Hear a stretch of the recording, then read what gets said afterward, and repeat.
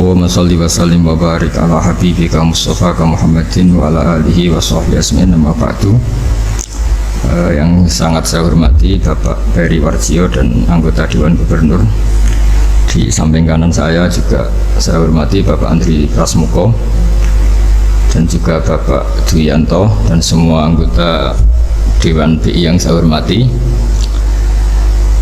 Terkait kajian akhlak atau nasihat-nasihat tentang akhlak secara bahasa atau secara linguistik dari segi kosakata, akhlak itu kata jamak. Jadi kalau orang baik secara fisik, orang Arab bilang kholqon, secara fisik. Kalau secara moral, orang Arab bilang khuluq atau akhlak. Lalu urgensinya dengan kita sebagai bangsa, sebagai umat Islam atau sebagai manusia, itu beberapa nabi, di antara pujian Allah kepada para nabi adalah karena kebaikan akhlaknya. Lalu kebaikan akhlak ini punya urgensi dalam agama jika akhlak itu benar secara hukum, secara halal haram. Ini yang jarang orang mengingatkan. Jadi misalnya begini, senyum itu sunat, itu baik gitu. Oke, kita sepakat senyum itu sunat. Tapi para penipu itu juga senyum, karena kalau tidak senyum itu tidak bisa nipu gitu. Mungkin wanita nakal ya juga senyum. Orang-orang bisnis yang bodong biasanya cara ngerayu juga pakai senyum. Maka senyum ini berstatus nilai ibadah setelah kepastian target itu halal atau dalam konteks sesuatu yang disahkan agama. Sekali ndak, maka yang menjadi tidak halal. Ya, tadi senyumnya orang yang mau nipu, senyumnya lembaga-lembaga atau apa yang bodong atau apa sajalah. Nah, ini yang jarang orang mengkaji. Maka sebelum mengkaji tentang akhlak itu penting, itu dikaji dulu status halal haramnya. Ya kayak tadi misalnya senyum itu sunat, senyum itu ibadah. Kata Rasulullah, tasaddaku walau bitalqati wajhin, bersedekahlah meskipun hanya dengan senyum. Itu setelah ada kepastian status apa? Halal. Tapi jika orang itu mau nipu, itu juga pasti senyum. Orang yang mau menggoda lelaki juga pasti senyum. Lelaki yang goda perempuan juga senyum. Dan kadang konteksnya ada dalam hal-hal yang dibenarkan syarak. Sehingga kepastian halal haram ini nomor satu. Terus kedua, akhlak ini yang menurut disiplin fikih, ini memang agak jelimet ya, tapi nanti Anda mudah memahami. Akhlak, misalnya ekspresi senyum atau ceria, itu dianggap sunat. Kalau dalam fikih dianggap sunat. Sunat itu ya tidak sampai wajib.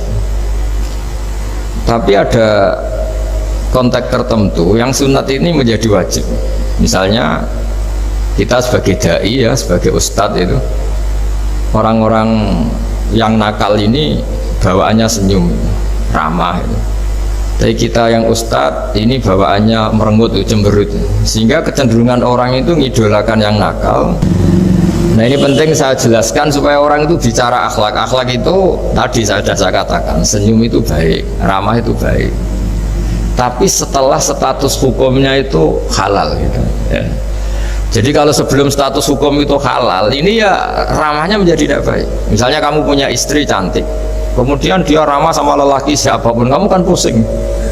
Terus alasannya ramah itu baik. Makanya di Quran diingatkan fala takhdu'na bil qawli fayatma'alladzi fi qalbihi marad. Orang-orang solihah, orang-orang yang afifah, wanita-wanita terhormat, jangan terlalu ramah sama lelaki lain, karena lelaki lain yang kamu ramahin, kalau kebetulan dia ada orang baik, pikiran ramah kamu ini ditafsirkan yang macam-macam. Nah, jadi ini karena saya sebagai kiai memang menekuni fikih, sehingga sebelum bicara jauh tentang hukum moral, itu pastikan dulu status halal haramnya. Baru ada numpang hukum akhlak. Sodako juga gitu, banyak orang dermawan itu ternyata nyuwun sewu memang uang korupsi sehingga mudah ngasih orang banyak, pas uangnya sendiri ternyata berat. Ini belum bisa dikatakan sodako karena bawaannya dermawan, karena uang saya saja. Jadi kepastian hukum ini harus ada dulu. Makanya dalam Islam fikih itu nomor satu, hanya nomor satu itu ya kepastian hukum. Baru di level aplikasi hukum itu penerapannya, tatbikinya kalau dalam bahasa Arab butuh akhlak. Terus ketiga, cerita-cerita akhlak itu yang paling fenomenal itu kata banyak mufassir. Kenapa Saharatu Fir'aun? Jadi ketika duel, saya cerita sedikit. Musa ini punya banyak mujizat. Nabi Musa ini punya banyak mujizat. Mujizat itu sesuatu yang luar biasa, nggak bisa dinalar oleh akal.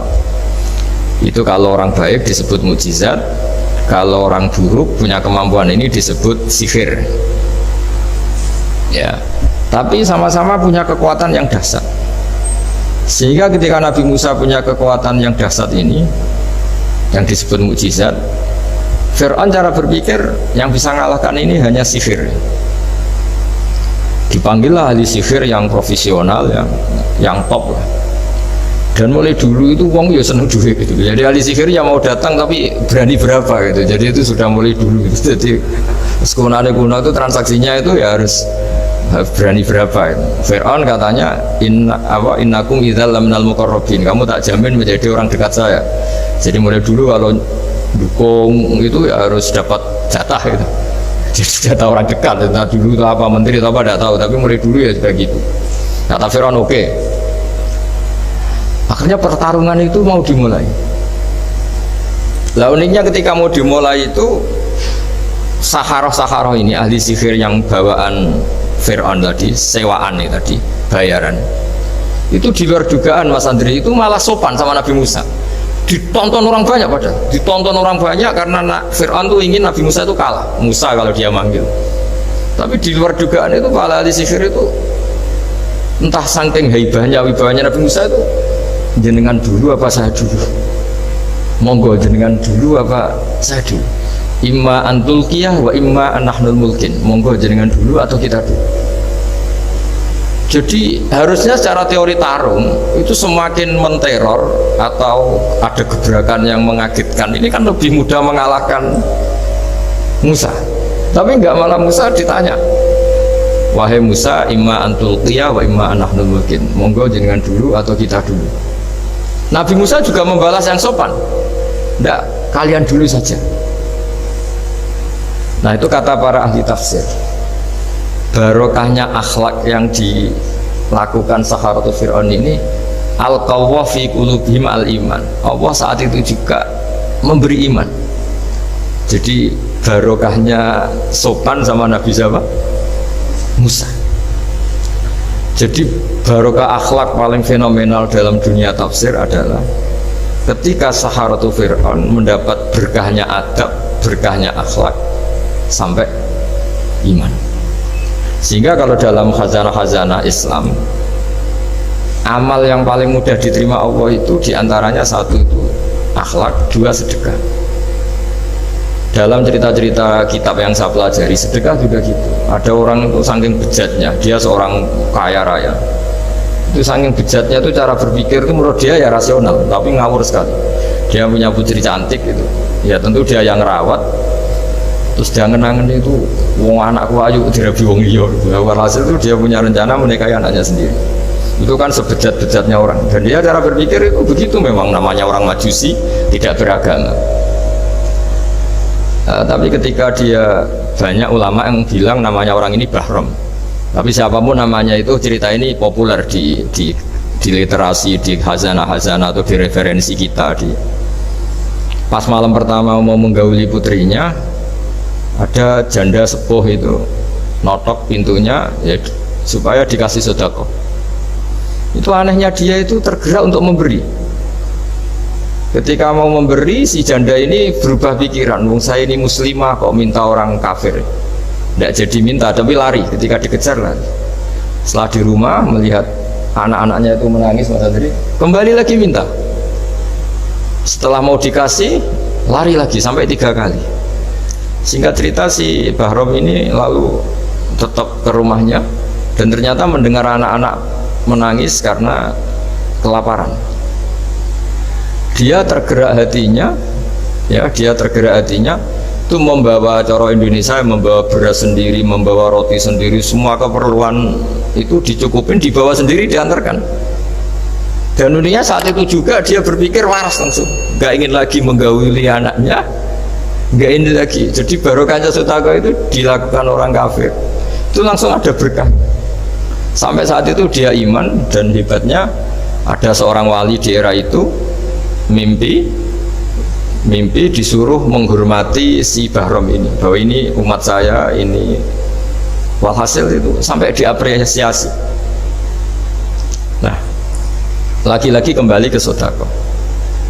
Jika ada orang netral, misalnya orang netral ya diajak baik ya mau, diajak buruk ya mau, belum punya berpendirian, juga belum punya karakter, belum punya status yang permanen, ya solehnya masih amatir, faseknya ya masih amatir. Kemudian terus ada kompetisi, alam raya ini kan kompetisi. Ternyata yang tukang sedekah, yang mudah memberi itu yang fasik, yang ini pelit. Jangan-jangan kita disalahkan Allah ketika orang yang netral ini jadi orang fasik. Karena apa? Kenangannya dengan orang fasik mendapat keenaan sedekah atau servis, kenangannya sama orang soleh tidak mendapat, malah dikongkon terus jadi panitia pengajian, kan kesel kan? Nah, kalau dibebani terus. Sehingga diantara ciri agama ini qalilul ma'unah, agama ini harus berbiaya murah. Itu hal-hal yang harus kita perhatikan. Nah, kecuali ini sudah orang yang punya karakter, memang sudah orang soleh, memang bawaannya ingin mendukung yang kanan, yang ahlul yamin, ya, hanya suka kebaikan. Ini kan kita bicara orang yang belum punya karakter. Kalau yang soleh kan karuan, dirayu yang ini sudah ada mau, meskipun yang ini ngel-ngelo terus tetap nggak masalah yang kanan ini. Nah, ketika kita ngelola anak Mas Andri ini, Mas Dwi ini karena yang ada jadi saya pakai contoh. Saya punya kenangan dalam hal ini itu sangat miris. Ada orang sepuh soleh, cerita anaknya itu sekarang kerja di Jakarta tidak sholat, padahal itu ya orang soleh, orang baik. Dan dia kenapa datang ke saya? Karena minta maaf dulu pernah dengan tanda ketik pernah menyalahkan bapak saya, menyalahkan kiai-kiai yang lunak. Bapak saya dulu ya di dalam ada TV, ada sepeda motor, ya umumnya orang.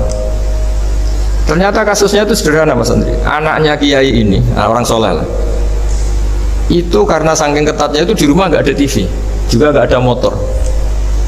Sehingga kenangan pertama lihat TV ya di servis orang yang nyuwun sewu tidak sholat. Kenangan pertama pakai motor ya dipinjemin orang yang nggak sholat. Sehingga bawaannya dia punya utang jasa sama orang yang tidak baik lah gitu. Akhirnya ini nggak jadi idola, orang tuanya meskipun soleh nggak jadi idola. Dan orang tuanya itu nggak punya TV supaya waktunya nggak habis untuk nonton TV, nggak punya motor biar nggak keluyuran. Niatnya baik, sangat baik. Tapi karena terus ini tuh tadi kembali ke tadi al-insan abdul ihsan, manusia itu budaknya kebaikan. Kenangannya lihat TV ya sama orang yang nggak bener ini, kenangannya pakai motor ya pakai. Akhirnya ikut merantau ini ke Jakarta.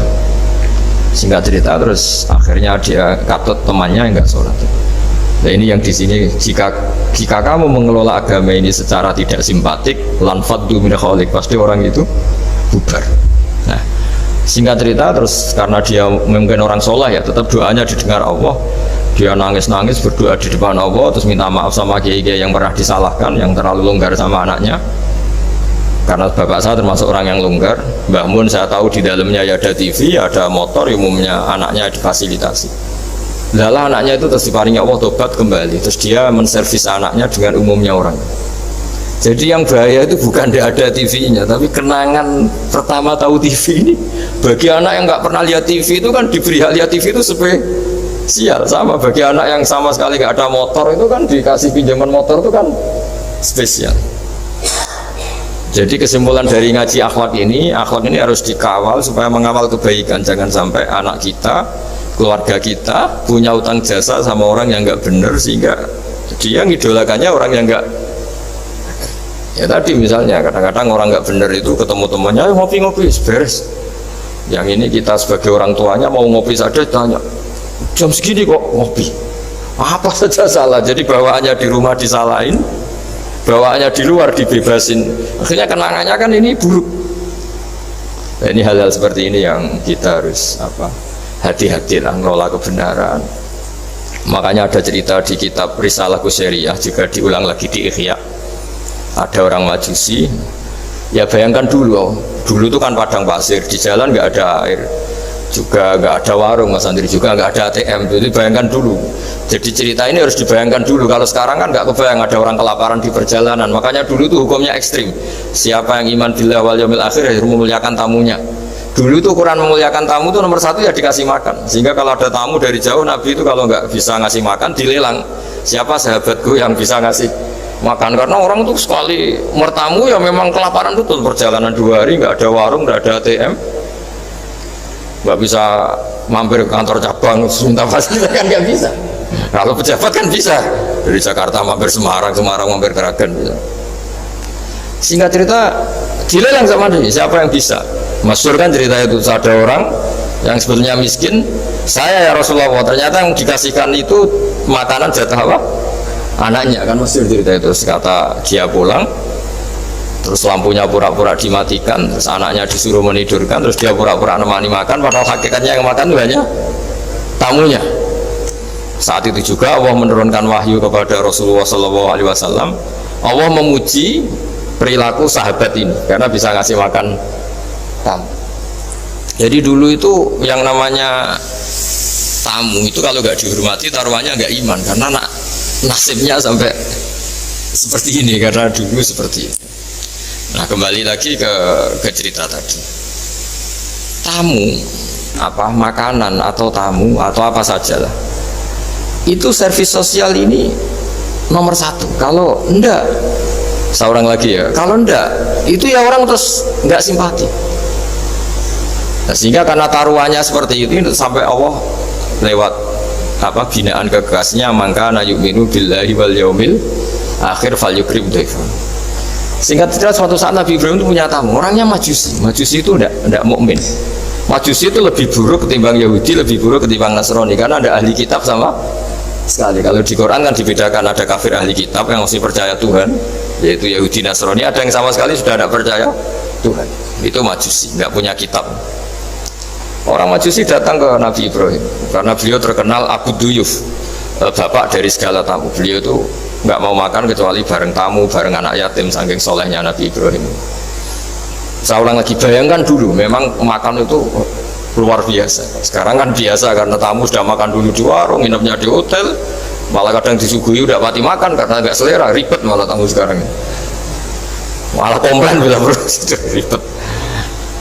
Nabi Ibrahim tuh ketika orang itu kelaparan, ya Ibrahim karena dia nggak mukmin ya manggilnya jangkar, tolong hari ini saya kasih makan. Ndak hatta tu'mina, sehingga kamu iman. Singkat cerita, orang ini frustasi karena ini tokoh ya. Nabi Ibrahim itu tokoh-tokoh besar muslim ya tentu. Akhirnya dia putus asa. Putus asa terus sudah walla itu sudah balik kanan, sudah ngelunyur saja meninggalkan Ibrahim karena sudah putus asa lah. Saya Majusi, dia Nabi, dia tokoh Islam, pasti tidak ngasih makan. Apa yang terjadi? Saat itu juga Allah, karena beliau Nabi, bisa komunikasi dengan Allah, dapat wahyu. Lihat orang itu umur berapa, 70 kira-kira gitu atau 60. Kata Allah, orang itu baru ini loh kelaparan katanya, dan baru ini juga minta kamu kan. Iya, dan kemarin-kemarin tidak pernah kelaparan ya, baru ini ya. Terus kata Allah, saya yang Tuhan saja ngasih makan dia padahal tidak iman sama saya 60 tahun. Kamu diminta untuk 1 hari saja kok mensyaratkan apa? Iman. Dia panggil saja supaya makan di kamu. Salah saya dipanggil akhirnya sama Nabi Ibrahim, dikejar. Udah, ayo makan ke saya gitu. Ya gimana? Udah usah syarat iman, pokoknya makan saja. Nah, sudah makan sama Nabi Ibrahim di servis, tanya orang itu, kok kamu mendadak baik tadi sini itu ya, ditegur Allah. Saya salah katanya. Loh, Allah yang Tuhan itu, menurut kamu Tuhan itu betul negur kamu? Iya. Dia nangisnya. Ternyata Tuhanmu itu Tuhan betul ya. Saya yang majusi aja diperhatikan kata. Bahkan menyalahkan kekasihnya kamu katanya. Udah saya mau iman saja katanya. Itu ya barokahnya servis tadi. Nah sekarang misalnya kita bertarung di dunia yang bebas ini. Misalnya nyuwun sewu, yang ngasih makan ini nyuwun sewu orang nggak baik, yang orang baik nggak ngasih. Pasti utang jasanya orang ini sama yang nggak baik. Karena kenanya sama orang baik itu udah baik. Nah ini yang dimaksud walaupun tafadzun qalidul qalbi lan faddu min khalid. Kalau orang mengelola Islam dengan cara yang kurang baik, maka akan melahirkan orang lari. Ya, karena tadi al insan abdul es. Jadi cerita yang ringan-ringan di sekeliling kita juga seperti itu. Bapak-bapak itu ngopi di rumah itu ya rasanya kopi sama. Itu gara-gara tidak nyaman ya cara bujune semarah kan gitu cara nyugoi. Di warung senyum. Akhirnya milih di warung. Karena di warung dapat senyum, di rumah dapat ya sudah. Jadi semua proses sosial itu seperti itu. Nah mau saya di sini bayangkan tuh anak kita gitu. Kenangannya dengan kita, dengan bapaknya, dengan ibunya ini kurang baik. Kenangannya di luar baik, sehingga anak kita cenderung tidak ngidolakan kita, meninggalkan kita. Jadi menurut saya belajar akhlak paling pokok adalah kaitannya dengan kepentingan anak-anak kita. Saya bukan niat sombong ya, saya tuh alhamdulillah sampai sekarang tuh masih sering mandikan anak saya, jalan-jalan sama anak saya. Hak-haknya, bahkan saya ini punya ajaran yang agak unik. Tapi istri saya sudah menerima, dulu ya sempat janggal-janggal tuh sekali, sekarang sudah menerima. Saya punya anak yang biasa ikut adik saya di Fuad itu masih kelas 2 SD. Mulai kelas 1 SD, mulai kelas 2 saya bilang, kalau kamu ingin jajan, bapak pas tidur bangunkan.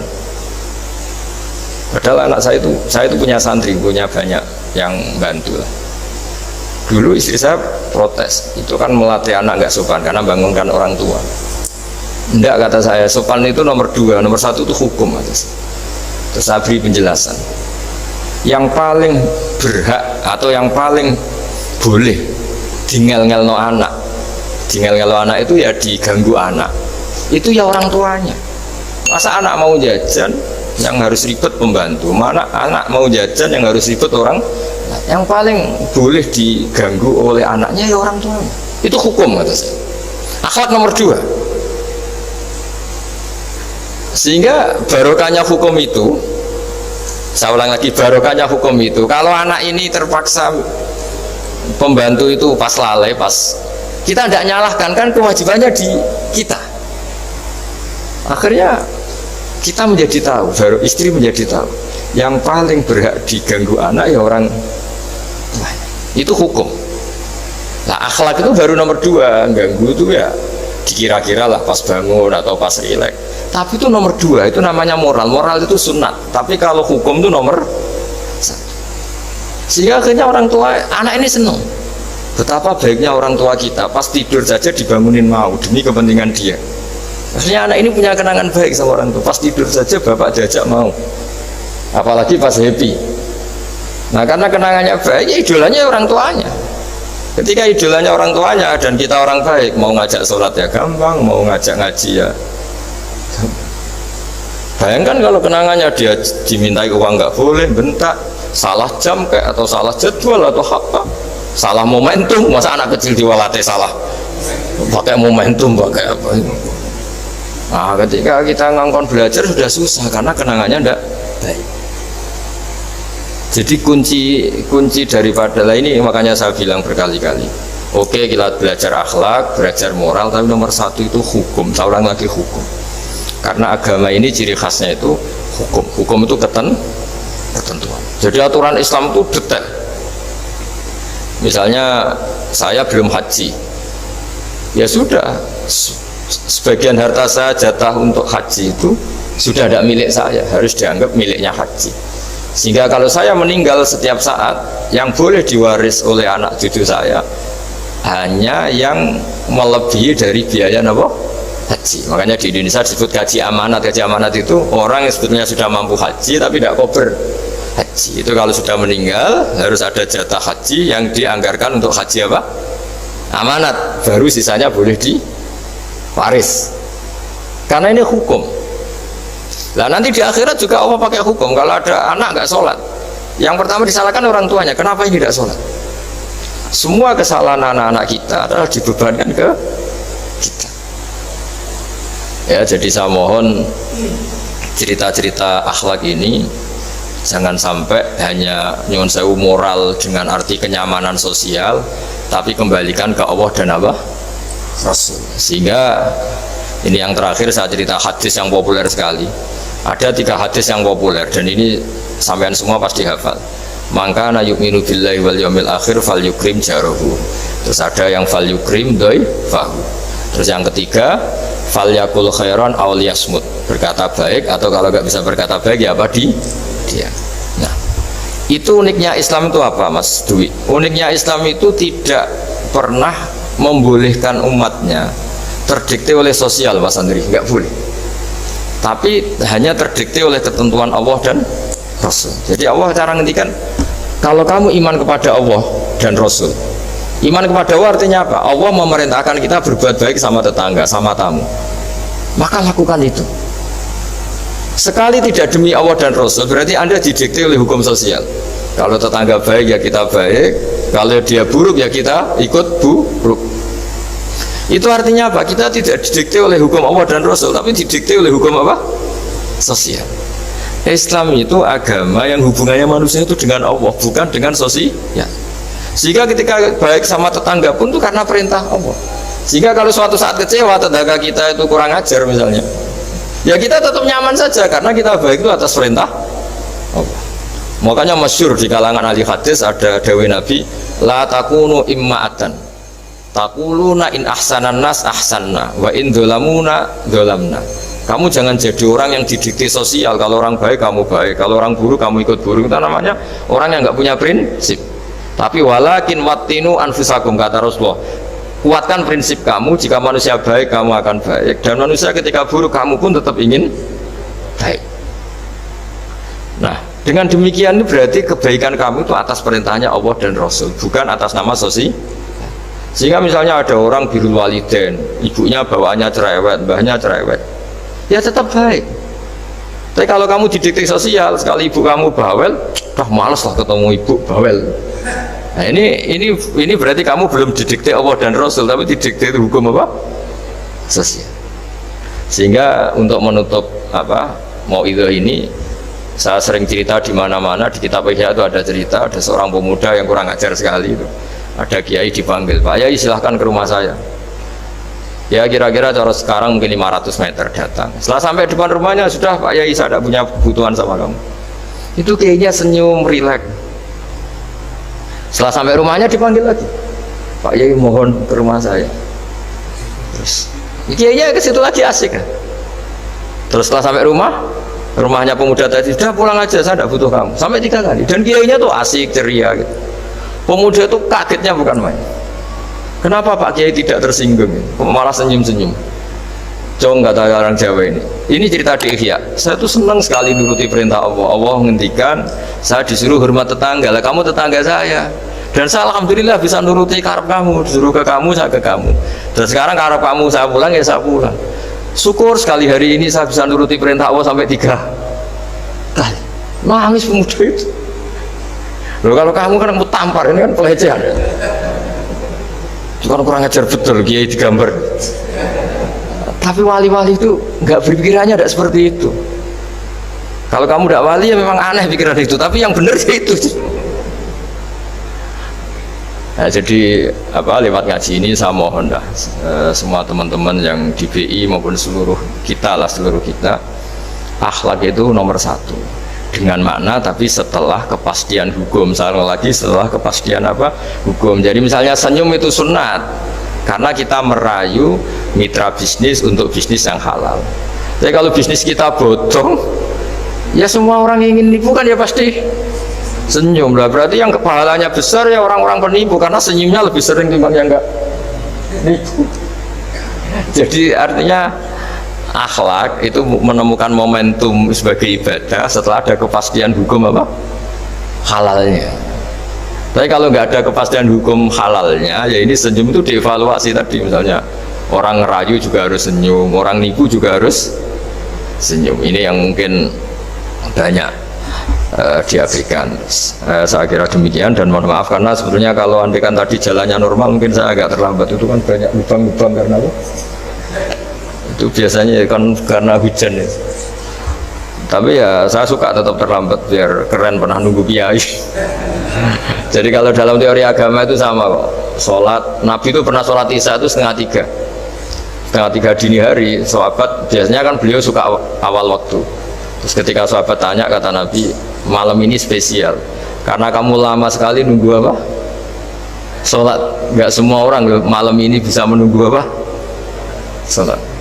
Jadi artinya apa, bawaannya itu nunggu kebaikan. Jadi di antara trik atau resep husnul khotimah ya, ini sebagai penutup ngaji, resep husnul khotimah itu innallaha ta'ala yubahi malaikatahu, Allah membanggakan kita, yubahi bikum malaikatahu, Allah bangga dengan kita. Di antaranya apa Mas Andri?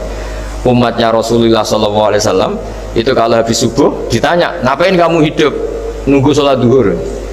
Ngapain kamu hidup setelah sholat duhur nunggu sholat asar? Sehingga kita ini menunaikan fardu yang diwajibkan Allah dan menunggu datangnya fardu yang lain. Jadi orientasi kita fahijratuhu ilallah wa rasulih. Tapi kalau kita orientasinya mapan, kenapa kamu hidup sama umati setelah mapan, sama umati setelah jabat?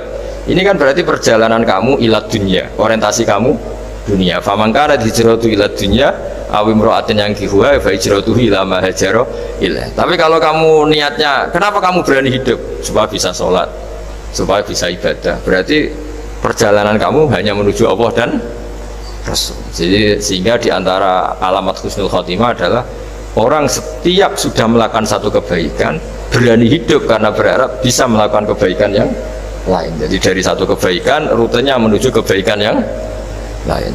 Ya, saya kira demikian dan mohon maaf. Assalamualaikum warahmatullahi wabarakatuh.